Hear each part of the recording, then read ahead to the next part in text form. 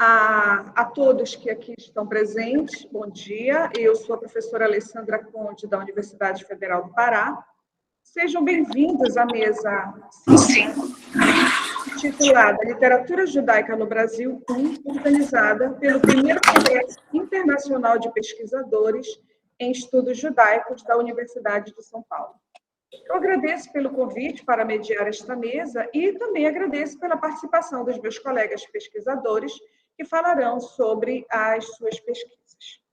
A fim de atender à programação que nos foi encaminhada, iniciaremos esta mesa com o meu próprio trabalho, teremos 15 minutos, todos nós pesquisadores, e o apoio técnico nos informará sobre o tempo que precisará ser observado. Comecemos, então, pela minha apresentação.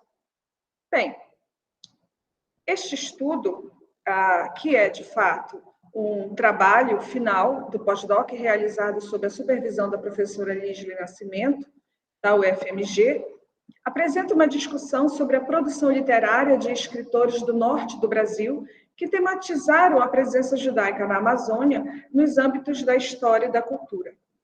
Há 3 tipos de escritores da Amazônia que se valeram da temática judaica: os judeus, os descendentes de judeus e os não-judeus. Longe de ser um catálogo finalizado, este estudo é um trabalho em progresso ainda, pois muitas vozes de judeus e ou sobre judeus ainda precisam ser ouvidas e conhecidas na e sobre a Amazônia principalmente, porque a pesquisa sobre o tema é recente e a fortuna crítica e as fontes ainda são escassas. Se no passado colonial escritores judeus escreveram por baixo do pano, como atesta Regina Eagle, escondendo sua origem e abafando a cultura de seus ancestrais, séculos depois, outros judeus, bem no coração da Amazônia, altearam suas vozes para ecoar a sua cultura e o direito de viver na Eretz Amazônia. Este trabalho propõe-se a ecoar tais vozes. Catalogamos 14 escritores, nascidos ou radicados na Amazônia, que aludiram à temática sobre a presença judaica na região norte do Brasil. 10 são escritores judeus. 2 atestam a ancestralidade judaica, embora não professem a religião judaica, e 2 são não-judeus. Quem são eles? José Benedito Cohen, nascido no Marrocos, veio ainda criança para o Pará, formou-se médico, mas foi também jornalista e escritor, além de exercer funções religiosas na comunidade. Sultana Levi Rosenblatt, escritora paraense, escreveu contos, crônicas, peça e romances sobre os mais variados assuntos. Madi Benoliel Benzekri, artista plástica, musicista e poeta, nasceu em Manaus. Leão Pacífico Ezagui, escritor amazonense, dedicou-se à variedade de gêneros literários. Marcos Serruia, médico, nasceu no Pará, foi autor de romances que ecoam partes da história e da cultura judaicas na Amazônia. Samuel Ben-Shimol, sociólogo, advogado e poeta. Sua produção no âmbito da sociologia e da história constitui fonte de pesquisa seminal para estudos sobre o tema judeus na Amazônia.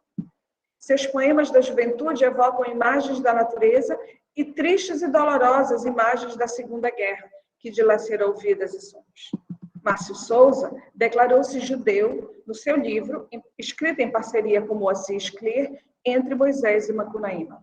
Neste livro, ele atesta a importante obra de Samuel Ben-Shimol, Eretz Amazônia, como estudo singular, que lhe incitou a identificar-se como judeu. Ilko Minev, búlgaro radicado na região há mais de 40 anos, escreveu 4 romances sobre os Hazan, fugitivos da Europa dominada pelo nazismo, e que adotaram a Amazônia como terra de refúgio.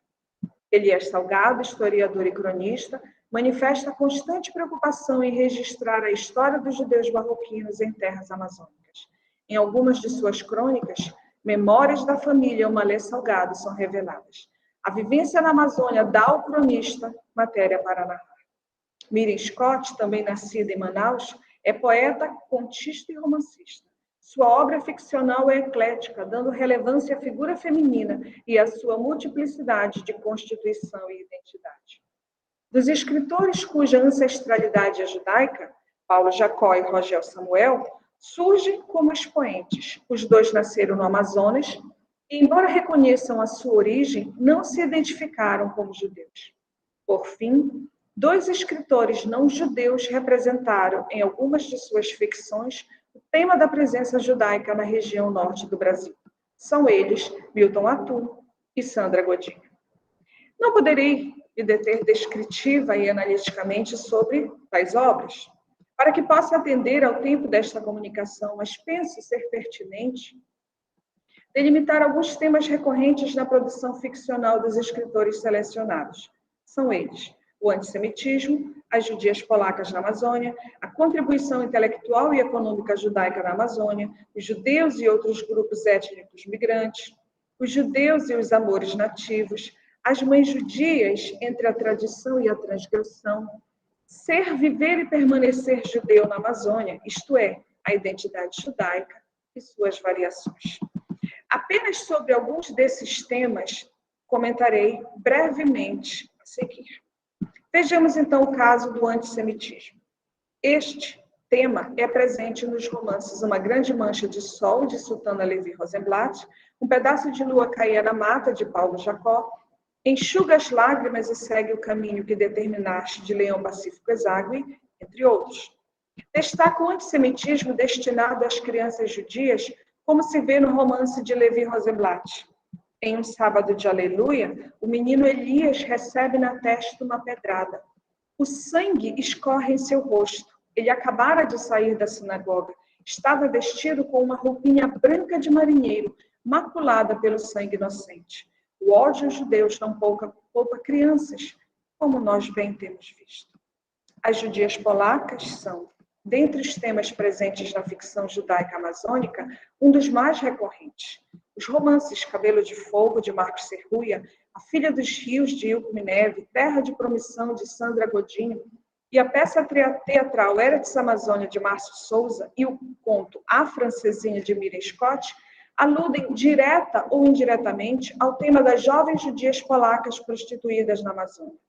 Se boa parte desses textos refletem a imagem da jovem mulher oprimida e violada moral e fisicamente, há exemplos de mulheres que, apesar da dominação e das violências imputadas pelo tráfico de mulheres brancas, conseguiram desvencilhar-se da dominação, ainda que, em alguns casos, não tenham conseguido sair da prostituição, tornando-se cafetinas.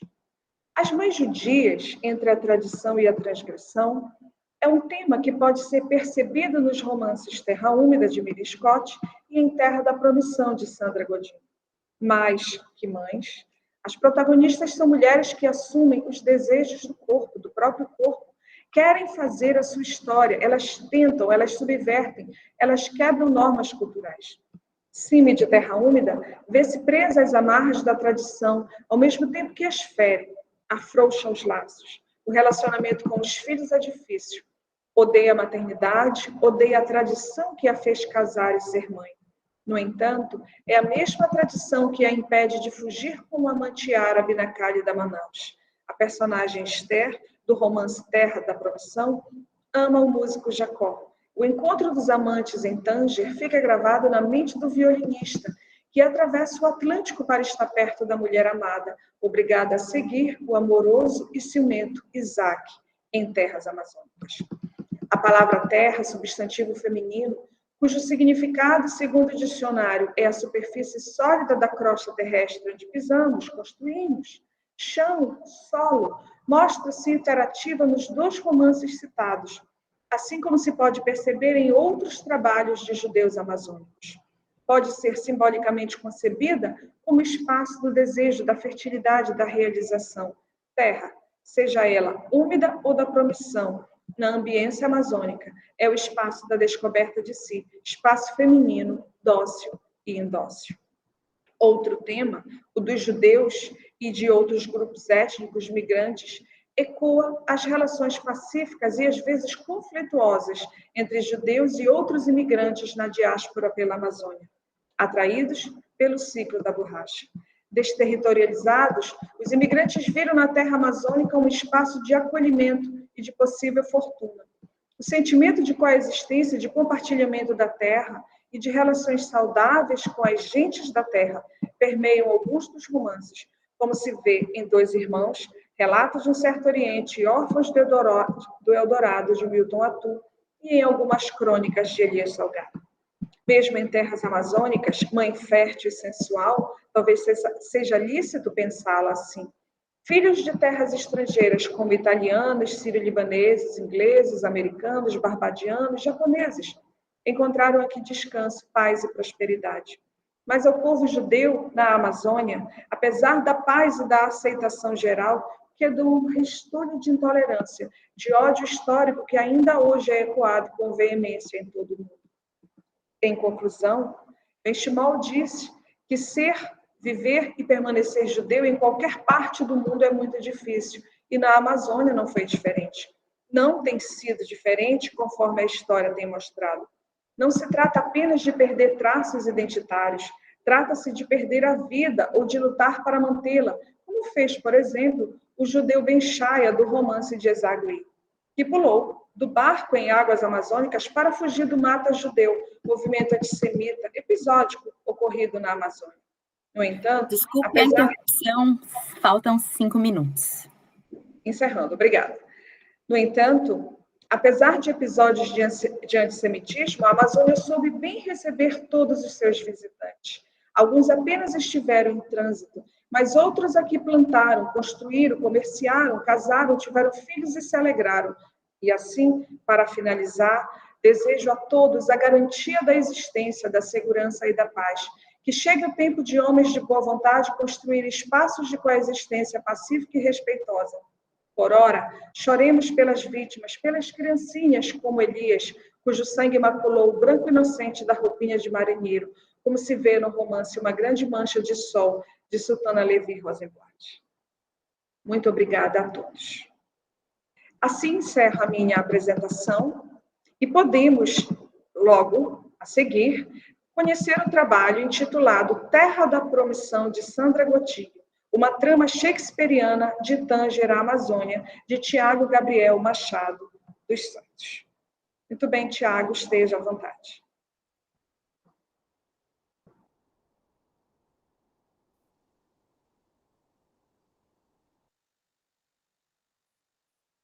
Você está sem som, Tiago?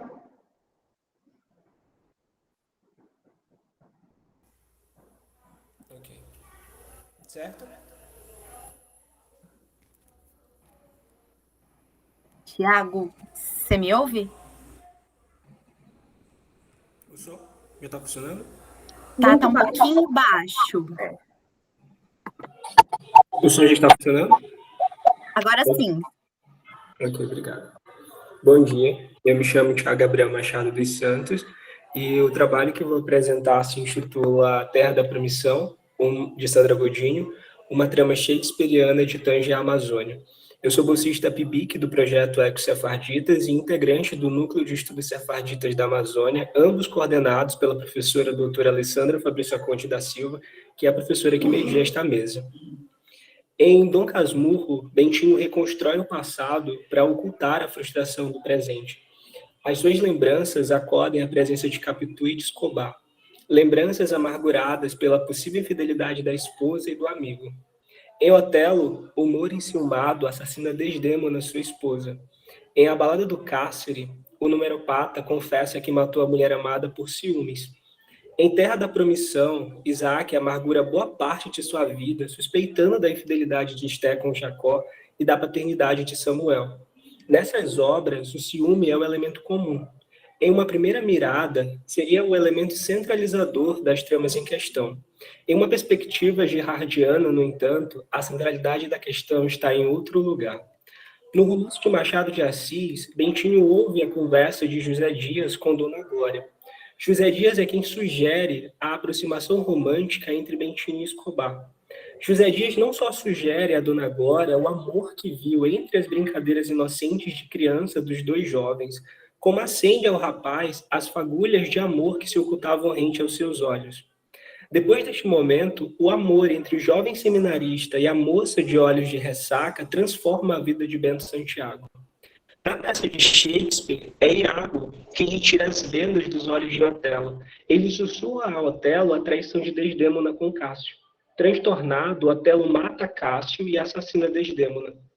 No poema narrativo de Bruno Tolentino, o numeropata projeta as traições dos relacionamentos anteriores para o relacionamento atual. São os enlaces antigos que sugerem a possibilidade de ser traído pela mulher atual. Antes, entretanto, da possibilidade real de traição, ele resolve assassiná-la. No romance de Sandra Godinho, sobre a vinda dos imigrantes judeus marroquinos sefarditas Isaac, Esté e Jacó para a Amazônia, pode-se traçar todo o movimento ao redor das sugestões que permeiam as três partes que formam o romance: o desejo, a luta e a revelação. A vontade de Isaac de cruzar o oceano em busca de melhores condições de vida na Amazônia brasileira foi sugestão de Eliezer, seu irmão. O amor de Isaac por Esté e posteriormente por Samuel torna-se pungente na aproximação de Jacó. Quanto mais Jacó se aproxima, mais o amor de Isaac inflama-se pela esposa e pelo filho. A resolução do conflito, no final do romance de Godinho, reitera o poder da sugestão quando Jacó, mais velho, aceita o casamento entre Luna, sua filha adotiva, e Samuel. Isaac, instigado pela atitude de Jacó, não opõe mais contrariedades, sente-se satisfeito, como se o rival, Jacó, pela primeira vez, estivesse cedendo à rivalidade cultivada durante muitos anos, graças ao esforço dele para se mostrar altivo em relação à união de Luna e Samuel. Em Shakespeare, Teatro da Inveja, o antropólogo René Girard observa de que modo as peças do dramaturgo elisabetano manifestam a centralidade do poder da sugestão. Ele fala em desejo sugerido, sugestão, desejo ciumento, desejo emulador, mas o termo essencial é inveja, sozinho ou combinado como em desejo invejoso ou emulação invejosa. Girard nota que na obra de Shakespeare está presente o problema do desejo mimético que tanto o obseda desde a publicação de Mentira Romântica e Verdade Romanesca em 1961. Nesse livro, Girard expõe a primeira intuição que sustenta a teoria mimética, o conflito gerado pela mímese de apropriação. Como se fosse uma doença contagiosa, o desejo mimético se alastra de uma pessoa para outra, bastando a simples aproximação entre duas vontades concorrentes. Os graus de proximidade podem se configurar em duas instâncias. Em Mentira Romântica e Verdade Romanesca, o teórico francês distingue a mediação conforme a proximidade entre o sujeito, que está na base do triângulo, e o mediador no topo do arranjo triangular. Se o sujeito e o mediador estão distantes, como está o indivíduo no começo de carreira que elege como parâmetro de imitação uma pessoa de sucesso na área que lhe interessa, a mediação que ocorre é de natureza não conflitiva. Ambos estão distantes o suficiente para não ocasionar conflitos, o que põe a situação numa mediação de caráter externo. Nessa situação hipotética, a pessoa de sucesso que serve de modelo ao indivíduo no início de carreira ocupa uma posição externa ao seu círculo social. Na maior parte das vezes, eles nem chegam a se conhecer. Entretanto, quando o sujeito e o mediador estão próximos física e mentalmente, a possibilidade de conflito é sempre iminente. Retomemos o exemplo anterior para verificar o que acontece quando, no mesmo ciclo social, duas pessoas desejam o mesmo objeto. A pessoa do início da nossa história deseja ser como o modelo que elegeu na área que lhe interessa. Ele compartilha feliz o seu desejo para o amigo próximo. Essa pessoa, que até então não tinha perspectiva profissional e pessoal nenhuma, toma para si o modelo do amigo e, consequentemente, deseja os mesmos objetos que ele. Nesse caso, não só os dois se conhecem, como convivem diariamente. A posição nesse sentido no círculo social que um amigo ocupa em relação ao outro é endógena, o que configura uma mediação interna. Não demora muito para que, na busca pelos objetos desejados, os desejos deles se tornem concorrentes e rivais. Em Mentira Romântica e Verdade Romanesca, Girard explora os conflitos miméticos nos romances modernos de Cervantes e Dostoiévski para promover a distinção entre o que considera mentira romântica e verdade romanesca à luz do desejo triangular. Para ele, a mentira romântica sustenta que o desejo por algo ou alguém provém da autonomia do sujeito quanto à vontade de posse dos objetos que deseja, e que qualquer intromissão no caminho entre o sujeito e o objeto considera-se como interferência externa e, portanto, problemática e não natural. A desmistificação só acontece quando o romancista revela a presença do terceiro elemento, que é, na teoria mimética, quem promove verdadeiramente os desejos do sujeito. No âmbito da verdade romanesca, o papel do mediador ou modelo é fundamental para a compreensão de como se estrutura o desejo humano. Nessa posição, o que se presupõe interferência externa na ilusão romântica não só não é vista como interferência, como não é percebida de maneira problemática. Antes, o comportamento gestado pela presença do modelo move-se numa estrutura caracteristicamente humana e, portanto, natural. Em uma mirada romanesca, inserimos na linha reta entre o sujeito e o objeto desejado a figura do mediador, o qual gera o processo de identificação e proporciona as possibilidades de desejos aos sujeitos. São esses arranjos de desejo mimético que Girard nota nos romances de Stendhal, Flaubert e Proust, e principalmente nas peças de Shakespeare. São nessas peças que ele consegue observar as mistificações e desmistificações do desejo mediado, como se o dramaturgo inglês estivesse ciente das condições em que o desejo triangular se estrutura e se promove sob as mais diversas formas, desde o caráter positivo da imitação aos desvarios da sua contraparte angustiada pela mímese de apropriação.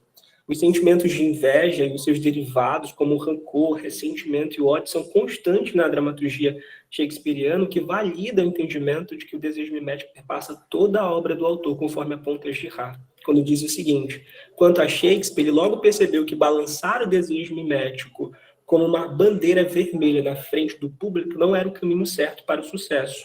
Rapidamente, Shakespeare tornou-se sofisticado, insidioso e complexo em seu manejo do desejo, mas permaneceu insistentemente e até obsessivamente mimético. Diante da colocação de Girard a respeito da obra de Shakespeare, consideramos shakespearianas as tramas que modelam e remodelam as estruturas do desejo triangular e que evidenciam, de alguma maneira, o desejo mimético em sua complexidade.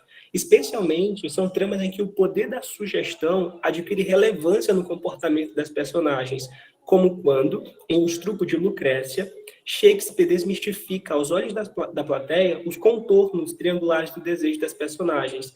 Talvez o elogio de Palatino da supremacia de Lucrécia a tenha sugerido a este orgulhoso príncipe Tarquínio, ou quando, mais explicitamente, o dramaturgo diz-nos que muitas vezes nossos corações são manchados por nossos ouvidos.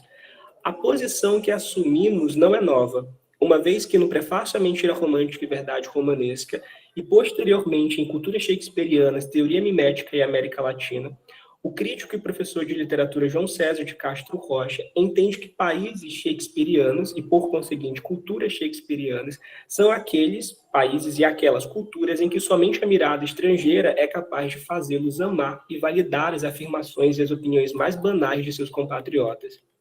Na esteira da metáfora shakespeariana, importa salientar neste estudo sobre Terra da Promissão, de Sandra Godinho, o quanto o ouvido, a sugestão, nos termos de Shakespeare, ou o desejo mimético, na acepção de Girard, foi responsável pelos caminhos e descaminhos que percorreu o coração de Isaac, da meninice à vida adulta, nas relações interpessoais com Esther, com Jacó e com a família judaica marroquina sefardita e um ambiente novo e desconhecido que é o da Amazônia brasileira.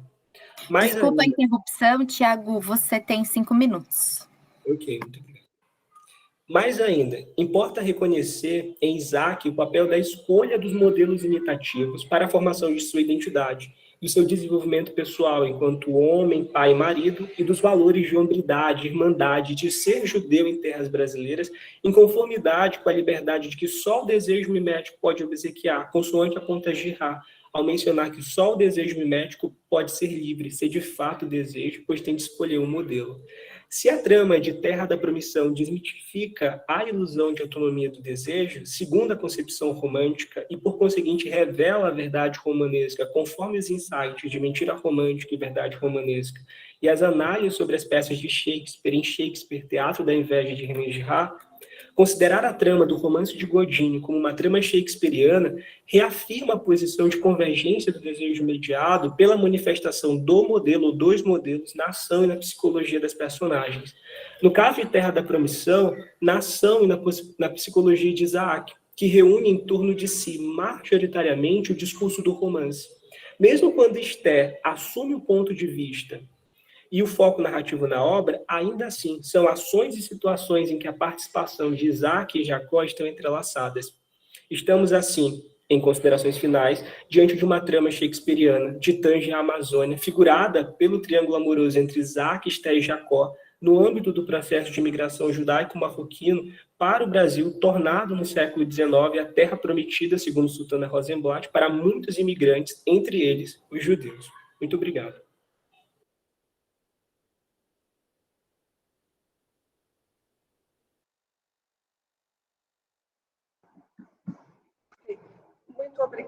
Muito obrigada, Tiago.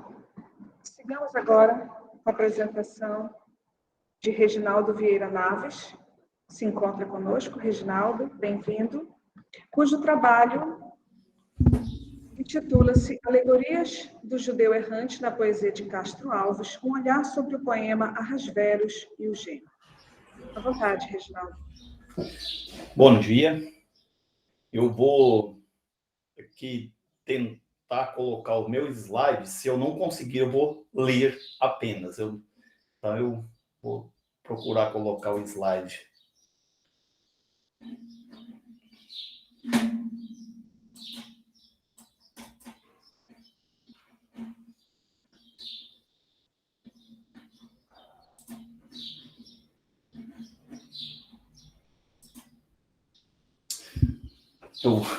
Eu vou ler. Primeiro, eu quero aqui agradecer os fomentos da CAPES, que tem sido uma ajuda para mim desde o meu mestrado, e agora também tem me acompanhado aqui no doutorado. Então, eu sinto agradecido aí à CAPES e também à Universidade Federal de Uberlândia, ao Pepelete, e também à minha orientadora, doutora Kênia Almeida, ela que tem aí uma importância muito grande no estudo judaico com o laboratório LERJ. Então, meu trabalho de pesquisa, meu objeto, ele trata da alegoria do judeu errante na poesia de Castro Alves, um olhar sobre o poema Ahasveros e o Gênio.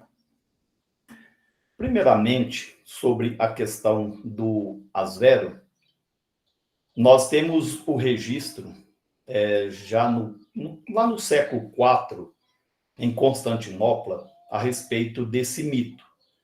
Mas ele só se tornou mais conhecido por volta do ano de 1228, quando um arcebispo da Grande Armênia fez uma visita à Inglaterra, em um convento, lá em St. Albans, e ali ele, então, deu umas informações, um testemunho de que encontrou uma pessoa que foi testemunha ocular ali do sofrimento, da morte de Jesus.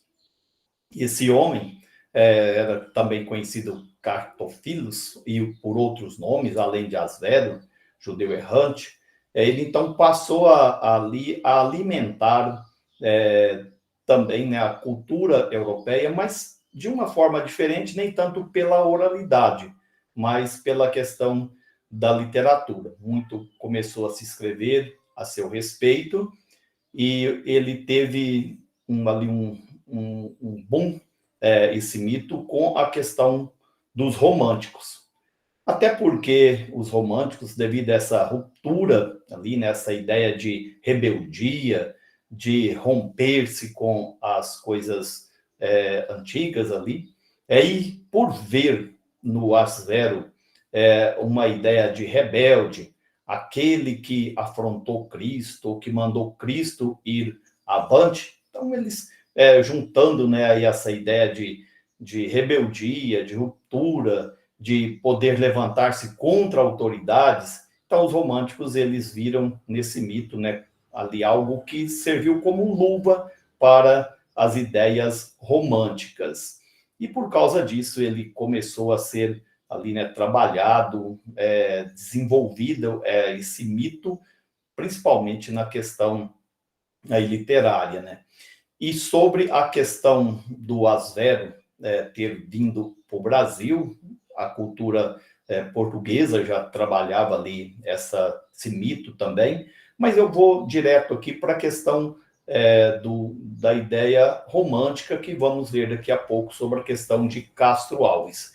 Mas voltando aqui, né, a questão desse mito como alguém que teve coragem de levantar-se contra uma autoridade, e por causa disso, conforme reza aí o mito, no caso o judeu errante, que era o sapateiro lá de Jerusalém, que enquanto Jesus passava ali com a cruz pela sua residência, ali cansado, ele empurrou Jesus ali da calçada dele, da porta dele, mandou Jesus ir avante, seguir com o seu caminho.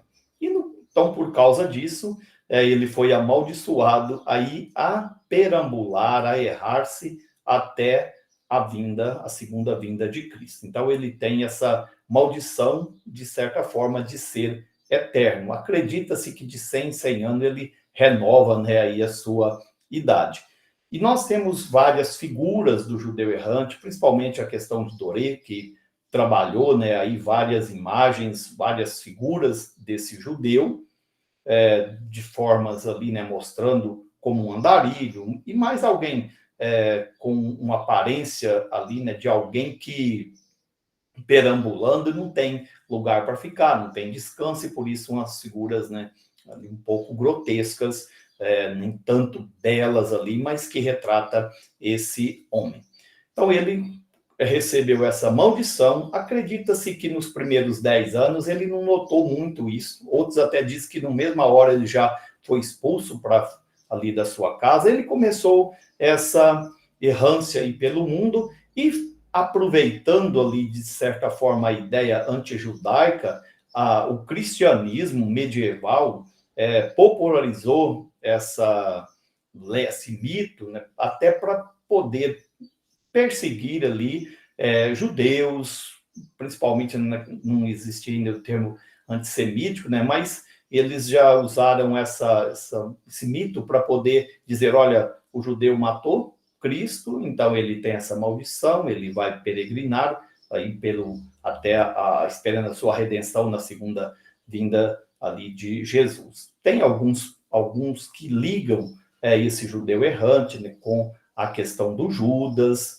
outros com Caim, e assim, então tem algumas figuras bíblicas que eles ligam, mas na verdade é uma lenda já aí da era cristã, né, um mito da era cristã, popularizado pelo cristianismo, não estou dizendo por todos, mas por parte dos cristãos, até para empreender aí essa certa perseguição contra o povo judeu. Chegando à questão do Brasil, temos aí a pessoa, né, que nós trabalharemos, o objeto, que é Castro Alves. Castro Alves, ele é um romântico ali da terceira geração, ele teve uma influência muito grande aí dos românticos franceses, e por causa disso, né, ele distanciou um pouquinho ali do indianismo, daquela questão de nacionalismo, também não trabalhou muito ali com a ideia do pessimismo, né, da segunda geração. Ele foi uma pessoa que abriu a sua boca a favor das pessoas perseguidas, das pessoas desterradas, né, as pessoas sem pátrias. Ele é conhecido muito como o poeta dos escravos, por abrir aí a sua boca em favor aí do próximo. Sei que algumas pessoas até discutem, né? Mas ele não tinha tanta autoridade para isso, porque ele vinha de uma família abastada, pai médico, e essa situação. Mas o que sabe é que ele abriu a sua boca em favor ali do necessitado, principalmente, né, mais no final da sua vida. E ele não foi só o poeta dos escravos, ou dos escravizados, né, melhor dizendo, ele também abriu a sua boca a favor do judeu, um povo também peregrino, biblicamente aí passou por pelo menos 2 desterros, e depois disso nós temos informações que só em 1947, né, que esse povo voltou a ter um lugar ali para eles. Então ele abriu a sua boca também em favor do povo judeu, escrevendo a poesia hebreia, também Mocidade e Morte, ele trata também do Asveros, e ele trata em outras poesias, mas o que eu vou trabalhar aqui mesmo, ou o meu objeto, é o Asveros e o Gênio, que é uma poesia que já está ali no ano de 1868, um ano difícil para Castro Alves.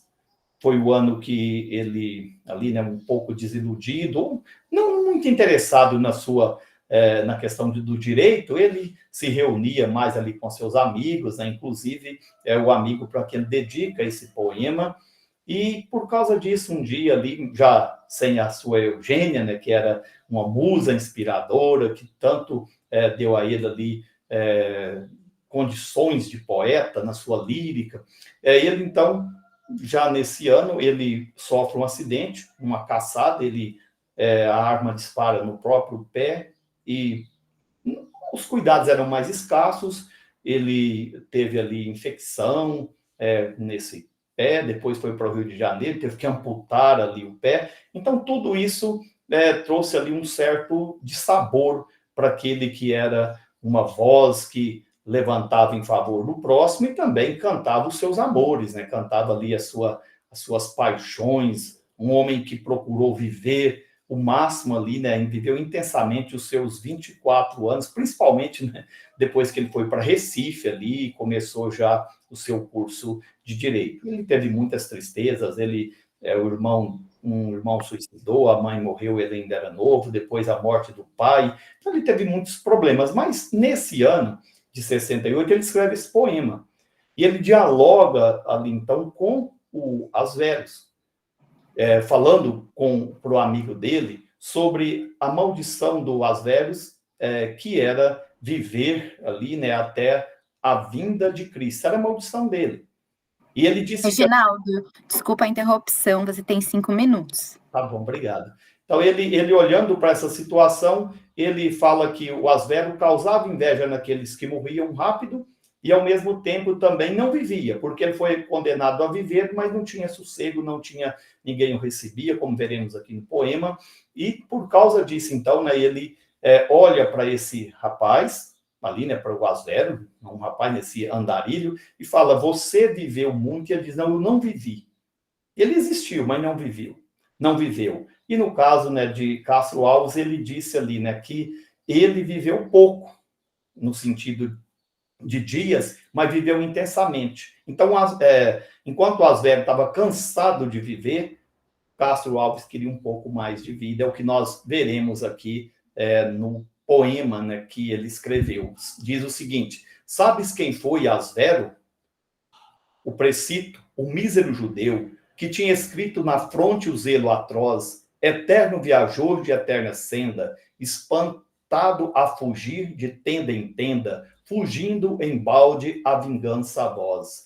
Misérrimo, correu o mundo inteiro, e no mundo tão grande o forasteiro não teve onde pousar. Com a mão vazia, viu a terra cheia, o deserto negou-lhe o grão de areia, a gota d'água rejeitou-lhe o mar. Da Ásia as florestas lhe negaram sombra, a savana sem fim negou-lhe a alfombra, o chão negou-lhe o pó, tabas, serralhos, tendas e solares, ninguém lhe abriu a porta de seus lares, e o triste seguiu só.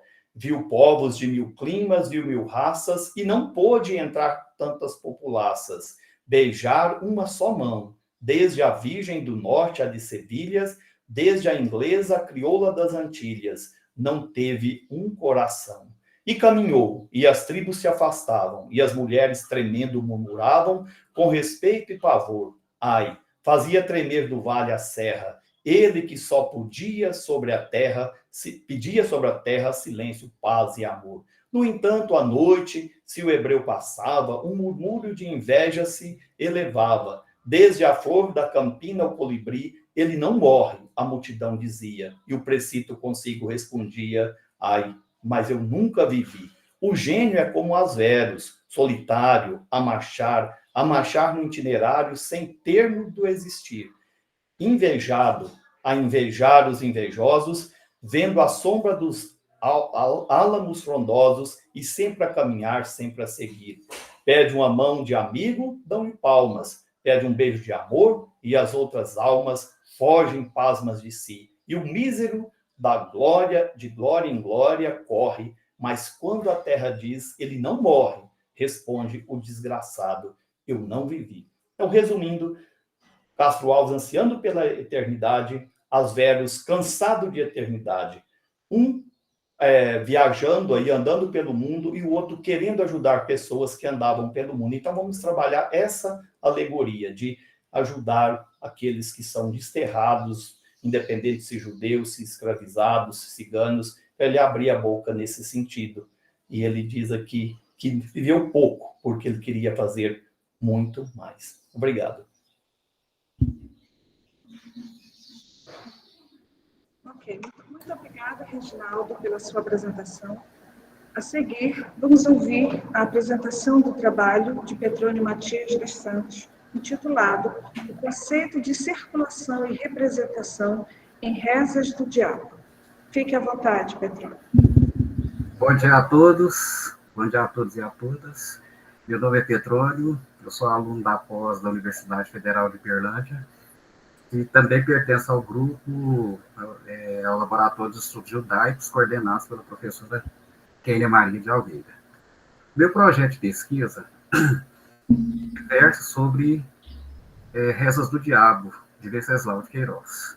Venceslau de Queiroz, ele nasceu no final do século XIX e, em pleno simbolismo, e a sua obra estabelece um diálogo intertextual com o livro de Jó, da narrativa bíblica. E essa pesquisa me permitiu conhecer e estudar a fundo a Bíblia hebraica, a Bíblia de Jerusalém, como também conhecer um pouco dessa cultura tão esplendorosa que vem de milênios, que são a trajetória dos judeus, do povo de Israel, a sua cultura, a sua literatura, a sua contribuição para o mundo de uma forma geral e, em particular, para o nosso mundo, o mundo ocidental. Se a gente partir do princípio que os egípcios deixaram as pirâmides como contribuição, como patrimônio histórico da humanidade, os judeus deixaram os livros do Antigo Testamento, em particular a Bíblia. Então, o conceito de representação e de circulação estaria navegando nessas duas vertentes, porque, segundo o Antônio Cândido, estudar literatura brasileira é fazer literatura comparada.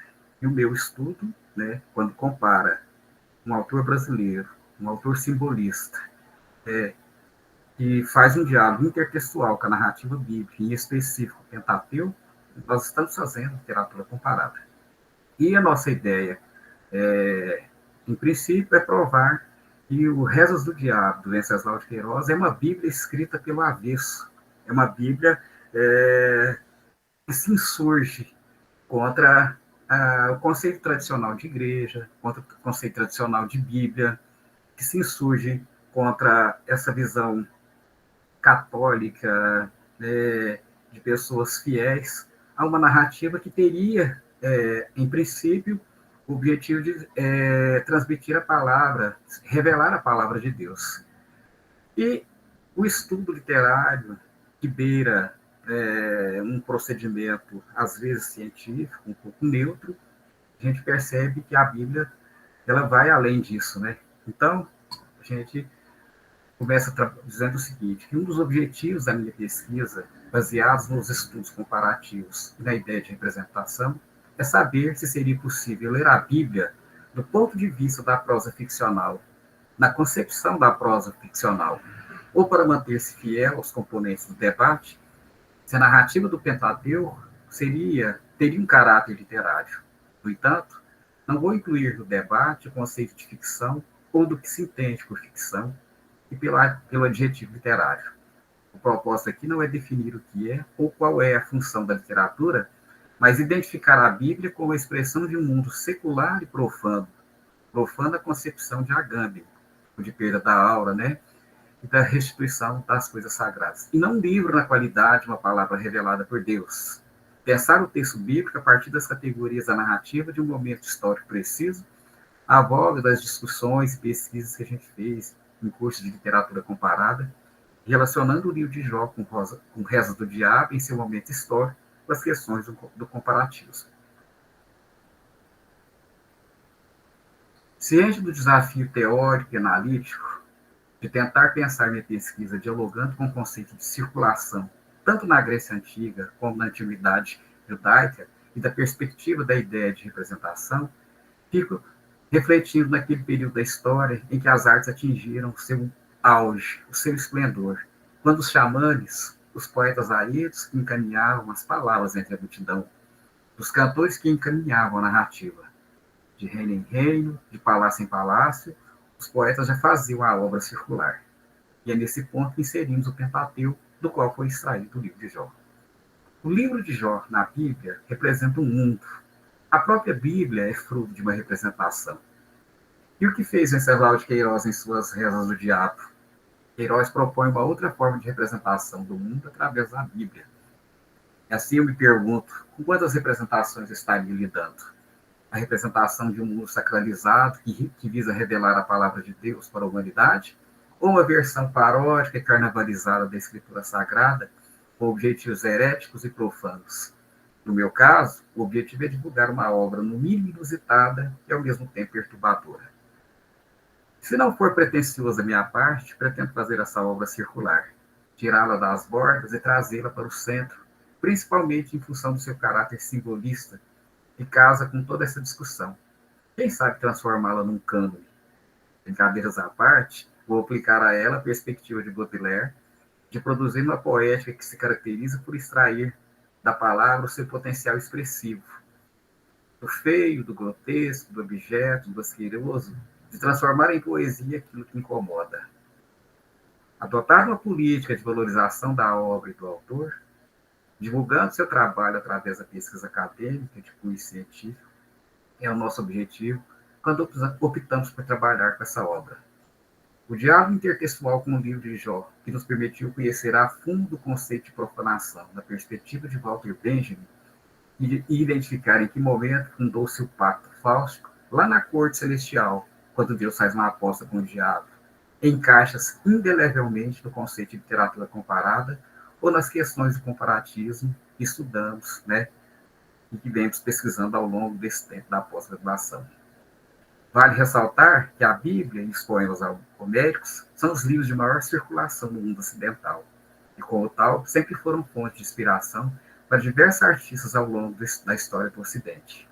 E que a circulação literária já existia muito antes de se tornar um conceito ou uma formulação teórica. Por exemplo, vamos pensar nos aídos da Grécia Antiga, os cantores, os poetas que se dirigiam aos reinos, aos castelos, aos palácios, para narrar as grandes aventuras de Aquiles e Ulisses na Ilíada e na Odisseia. Por outro lado, toda a narrativa bíblica foi escrita seguindo padrões da literatura. Ou seja, quando se pesquisa a literatura dos povos que circundavam Israel, vamos nos deparar com relatos que seguem um padrão. Por exemplo, minha mãe era uma alta sacerdotisa do templo e eu não conheci meu pai. Ela concebeu-me, deu-me à luz em segredo. Depois colocou-me num cesto de vinho, calafetou a tampa com piche e deixou-me sobre um rio do qual eu não consegui sair. O rio levou-me para longe até eu chegar numa pessoa que estava às margens. Essa pessoa retirou-me do cesto e passou a cuidar de mim. Num primeiro momento, tendemos a achar que estamos diante da narrativa histórica de Moisés.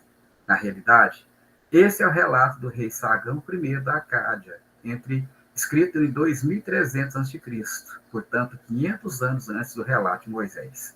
Esse é um exemplo sensacional que nos mostra que a Bíblia não pode ser lida ao pé da letra. E não se pode imaginar que os livros da Bíblia são descrições puramente históricas. São narrativas literárias que transmitem ensinamento de cunho moral e que, ao mesmo tempo, são narrativas que querem transmitir uma mensagem. Esses relatos misturam acontecimentos históricos com literatura. A Bíblia é fruto da composição de vários livros. Quais são os gêneros literários encontrados na Bíblia? Mas, antes de se fazer a interpretação de um texto, a primeira coisa a se fazer é identificar o gênero textual. No caso da Bíblia, questionamos: há algum padrão literário aqui? Por exemplo, o gênero poesia são os salmos. Não podemos ler poesia como lemos salmos. Não podemos ler poesia como lemos os relatos históricos de reis. Quando pegamos o livro de crônica e relato de reis, vamos deparar com um ciclo. Como o rei nasceu, como ele chegou ao poder, o que ele fez de bom, o que ele fez de mal, e que ele recebeu de castigo pelo que fez de mal. Isso é um padrão. Os salmos obedecem a um outro padrão, uma outra perspectiva. Eles estão escritos em forma de poesia, constituída pelas leis da métrica, com rima, ritmo, e obedecer toda uma estrutura de um texto poético. Assim começamos a descobrir que a Bíblia é constituída de diversos gêneros literários e a identificar tais gêneros. Resta ainda comentar e exemplificar a parábola jurídica. Como funciona esse padrão? Primeiro conta-se algo que esse rei fez, geralmente algo errado. Depois chega um profeta e fala para o rei: eu queria fazer uma consulta. Tem um caso e o profeta narra o caso. Uma parábola. E após a narrativa, o oráculo pergunta para o rei: o que o senhor acha disso? Incitando o rei a proferir uma sentença. Na sequência, proferida a sentença, o oráculo diz o seguinte: rei, essa é a sua história. Nesse sentido, o rei percebe que ele mesmo, rei, julgou o seu caso. É o que acontece na história do rei Davi. Vou dar um exemplo clássico do que se pode convencionar com parábola jurídica. O caso do rei Davi. Desculpa interromper, você tem 5 minutos ainda, tá? Tá bom, obrigado. Acontece que o rei se apaixonou pela esposa do general. Detalhe, esse general era o seu melhor amigo. Numa determinada guerra, Davi coloca o rei no fronte dessa batalha, de forma a expor o seu melhor amigo para que ele viesse a morrer. E assim Davi herdou sua esposa, e desse conúbio nasceu Salomão. No auge desse relacionamento, surge o profeta e pede uma audiência com o rei. Rei, existe uma situação para o senhor resolver. O rei então deu a palavra para o sábio e passou a ouvi-lo atentamente. Um homem tinha 100 ovelhas e o seu vizinho apenas uma. Esse homem invadiu o terreno do vizinho e roubou a única ovelha que o último tinha. O que o senhor acha que deve ser feito? Esse homem tem que morrer. Como pode? Esse homem tem 100 ovelhas, invade a casa do vizinho e rouba a única ovelha do vizinho. Esse homem é um maldoso, um egoísta, porque ele vai subtrair a única ovelhinha do vizinho. Ao que o profeta retorquiu: rei, esse homem é o senhor. O senhor pode ter qualquer mulher do reino. No entanto, o senhor invadiu a casa do seu melhor amigo e roubou a única mulher que ele tinha. Davi não pôde voltar atrás, já havia pronunciado a sentença. Esse é um padrão que vamos encontrar em Samuel 3, capítulo 12, versículo de 1 a 5. Portanto, o percurso que fizemos ao longo do nosso ensaio visa aplicar a teoria dos estudos comparados à minha pesquisa, intitulada O Livro de Jó na Literatura Brasileira, Reflexões sobre Rezos do Diabo. Porque, segundo Antônio Cândido, estudar literatura brasileira é fazer literatura comparada. Além disso, mostrar que há poucos estudos acadêmicos a respeito da obra de Venceslau de Queiroz. Quando a gente faz uma varredura pela internet, pelo repositório das universidades, nós vamos encontrar muito pouca coisa. Nenhuma dissertação de mestrado, nem de doutorado. Embora o livro Rezos do Diabo, objeto da minha pesquisa, cujo estudo enfoca o diálogo intertextual entre os poemas dessa obra com a narrativa do Pentateuco, que gira em torno de personagens e episódios bíblicos, só encontraremos 2 artigos que versam sobre Rezos do Diabo: O Pacto Fausto e Outras Heresias, de Kênia Pereira de Almeida, Maria de Almeida, e Satanismo e Decadentismo em Rezos do Diabo, de Gabriel Esteves. Assim, diante de poucas pesquisas sobre a obra queirosiana, nos propomos analisar, de estudar essa obra a fundo.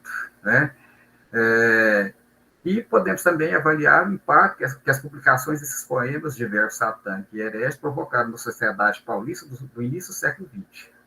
Por outro lado, Venceslau é considerado pela crítica como um dos nossos mais importantes baudelairianos. Esse autor, apesar de ter traduzido e divulgado em expressivos jornais brasileiros vários poemas de Baudelaire, ainda é pouco conhecido e raramente estudado no meio acadêmico. Se em seu livro Rezos do Diabo, publicado postumamente em 1939, há muitos versos que dialogam de forma intensa com o autor de Flores do Mal. Percebemos também que Venceslau de Queiroz era um bom leitor de Goethe, como, um dos poemas que fazem parte da obra, o Dr. Fausto, cujo tema principal é o pacto com Mefistófeles. Então, esse é fruto da nossa pesquisa. Agradeço a todos pela atenção. Muito obrigada pela sua apresentação. Então, Juliana, se há perguntas, você pode ficar à vontade para fazer. Professora, a senhora prefere que as pessoas levantem a mão e eu lhe aqui o acesso para que as perguntas sejam feitas? A senhora prefere as perguntas na aba de perguntas e respostas? Qual a sua opinião? Eu acho que elas podem Nós podem abrir o vídeo e perguntar, é mais rápido. Se houver perguntas, então eu peço que levantem a mão para que eu possa liberar o áudio e o vídeo. Ok.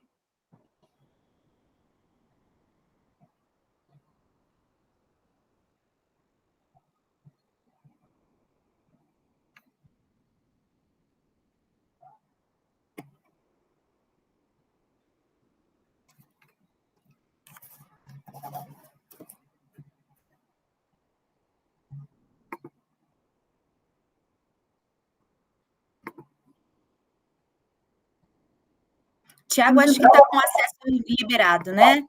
Sim.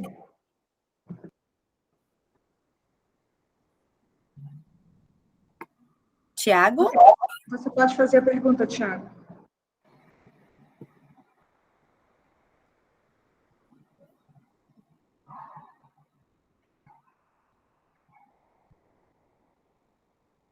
Tiago, você nos ouve?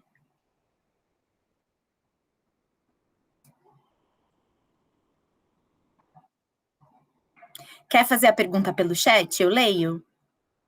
Ué. Ele está dizendo que está sem áudio. Então, escreva, Tiago, por favor.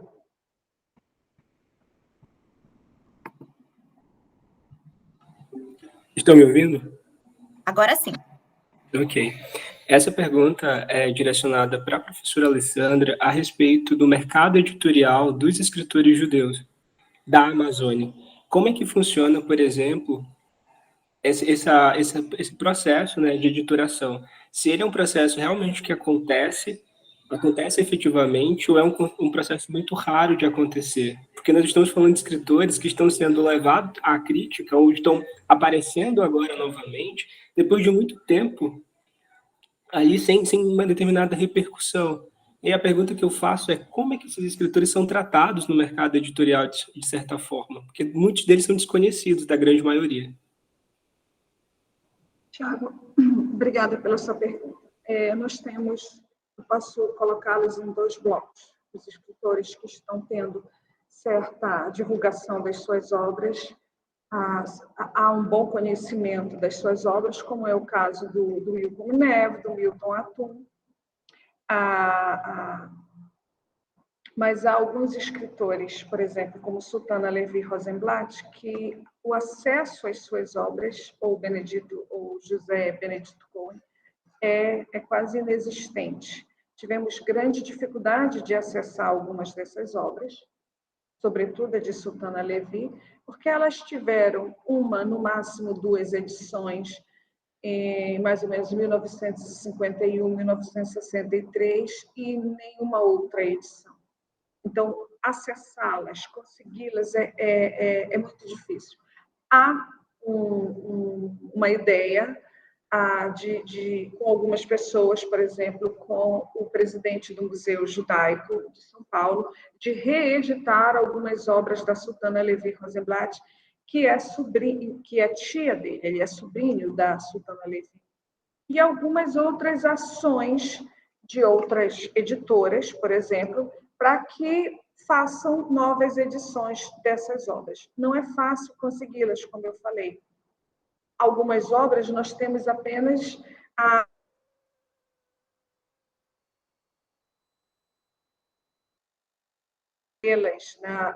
não há, é apenas um livro que cita que houve tal edição. Então, penso eu que estou eu esperançosa de que nos próximos meses ou nos próximos anos ocorra a reedição de algumas dessas obras, sobretudo as de Sultana Levi Rosenblatt, conforme já conversamos com algumas pessoas e até soubemos do interesse de uma ou outra editora.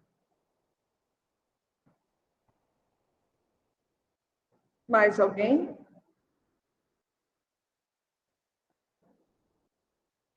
Eu faço rapidamente uma pergunta para o Petrônio. Petrônio, quando eu li vi o título do seu trabalho, você fala em circulação, lembrei logo e não sei se você falou e eu acabei não percebendo, você fala do conceito de circulação e me lembrou muito o conceito de circulação desenvolvido por Carlo Ginzburg. E eu volto a te dizer, me desculpa se tu falaste no Carlo Ginzburg e eu não percebi, mas se não foi o caso, eu acho que você deveria dar uma olhada nesse conceito que vai, se você me permite, essa referência, essa indicação, enriquecer o seu trabalho, tá? E o queijo e os vermes, você vai ter esse conceito de circulação de Carlo Ginzburg, vai dialogar bem com o que tu apresentaste no teu trabalho. Aceito a sugestão, sim. Eu fiz essa disciplina, questões de comparativo, e achei muito rica, muito interessante. Ela era feita de modo, digamos, em termos de conferência, e foi internacional. Eu tinha professores do Rio, no norte do Brasil, na França, nos Estados Unidos, e muita informação, muito material. Então, assim, o que eu consegui apreender do conceito, eu até acho que eu não citei diretamente a referência que você fez, mas eu vou anotar assim, quero me aprofundar, porque eu achei muito rico e acho que, porque o que eu pretendo fazer com o Venceslau? Apresentar para a academia um autor muito importante, que é pouco explorado, pouco conhecido, né? Então, de certa forma, a gente vai estar contribuindo para fazer a obra circular, né? Até que ela atinja o público. Inclusive, a gente tem até um projeto de, como foi feita uma única publicação em 1939, nós vamos ter que reeditar. Então, acaba que, se atingir o público, acaba que circulando também. Então, é algo nesse sentido, mas eu preciso ter um maior, digamos, domínio desse conceito, dessa teoria da circulação. Ok, muito obrigada. Eu que agradeço. Juliana, se não... Você poderia anotar para mim e colocar no chat, por favor? Você pode fazer a pergunta, se você quiser. Não, diga assim, se você puder colocar a referência no chat para mim, o Ginzburg. Tudo bem, ok. Tudo bem, Obrigado. Farei. Juliana, se não houver mais pergunta, eu devolvo a você a mediação. E não havendo mais perguntas, eu posso encerrar a mesa? Então, se Tiago e Reginaldo não tiverem mais nada a falar, pode ficar à vontade. Sim, nós temos bastante tempo ainda. Nós ainda temos 22 minutos.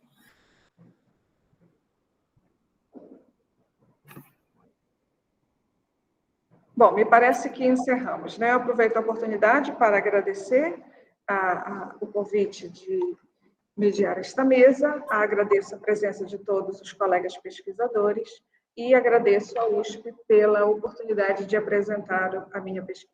Muito obrigada, Juliana, por nos ajudar, nos assessorar nesta mesa.